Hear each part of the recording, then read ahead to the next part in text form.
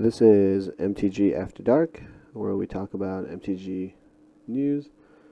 First one right off the bat is an announcement about announcements.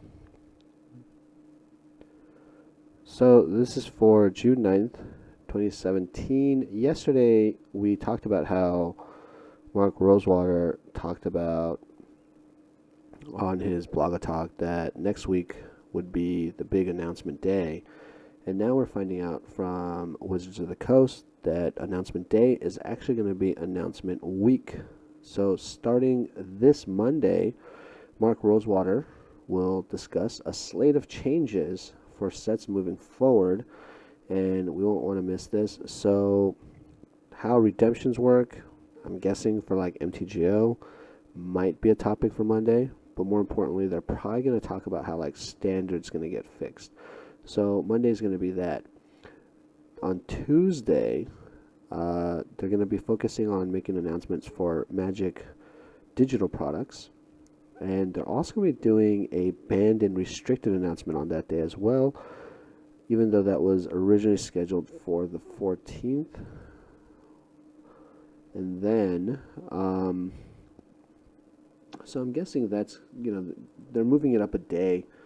And according to them, it's because they have, like a lot of other announcements that they need to make on Wednesday instead.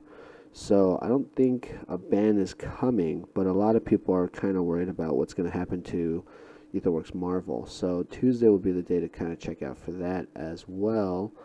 And then on Wednesday, they're apparently making an announcement about all their 25th anniversary hoopla, and they're setting aside a whole day for that. So it's either going to be them making an announcement that, and a lot of people are kind of talking about this, that they're going to be going back to Dominaria, which would be awesome, and I'm all on board. And Wednesday, I don't have high hopes, but a small part of me is kind of expecting to geek out that day, right, as they make all these announcements about what they're planning for the 25th anniversary of Magic. And then on Thursday, they're kind of teasing that they're going to make announcements about some of the things that players have been requesting for a long time.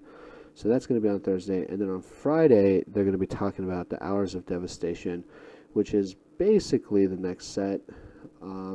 So we got all that to look forward to. So that's pretty much it in terms of news. But, recapping previous days, we already have a prediction on this channel. So in the last episode, I predicted that Chris Pikula would be getting into the Hall of Fame this year. I believe he has 149 player points or pro points, and next year he won't be eligible for the ballot. So the prediction that we're laying down on this channel, MTG Redeem, your boy, the ever underdog, for MTG After Hours or After Dark, I don't know the name of this own show, is that Chris Pikula is going to go into the Hall of Fame this year. Leave a comment below whether you think he is or he isn't. Do you agree or not agree? But the big news that I'm still geeking out about is the announcement that Magic the Gathering is going to become an MMORPG. And we don't know a lot. We know that Cryptic Studios is involved. We know that Perfect World is involved. We know that it's an MMORPG. We know that it's coming to consoles and PC. But other than that, not a lot. So here are my predictions, and we'll see how this works out. Because it's coming to consoles, price tag's got to be $59.99, I'm guessing. I don't think they're going to do DLCs, but if they do DLCs, I think the DLCs are going to be priced somewhere in the ballpark of $49 or $4.99. But I think what they're going to do instead is they're going to do expansions. So expansions into other planes, right? So I think the main game is going to come with like one plane, either Dominaria or Zendikar. And then I think each expansion will open up a new plane to explore, right? So it's got to be big. So that's the reason why I say Zendikar, because Zendikar seems like somewhat of a planet as a plane, and there's like lots of continents to explore there. Dominaria, maybe Shards of Alara, right? But I think, the prediction that I'm making is base price is going to be $59.99. expansions into new planes are going to be $19.99.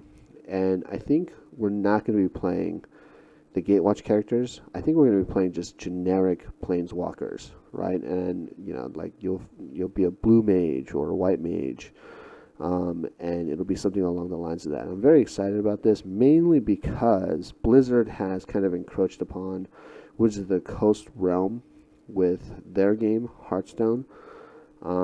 So this seems like a good opportunity for Wizards of the Coast to get an MMORPG and kind of take back some of the market share for RPGs that pretty much have been dominated in recent years by Blizzard games like World of Warcraft. So that's it. Those are the only announcements and the big news. So we'll catch you guys up tomorrow. If you guys are watching the recap of this on YouTube, this is where the episode ends. It's a pretty light news day for Magic the Gathering. But if you happen to be watching live on stream right now, we're going to take a break for about 2 minutes while we set up for live gameplay. And we're going to finish out our last match for Amonkhet Sealed League.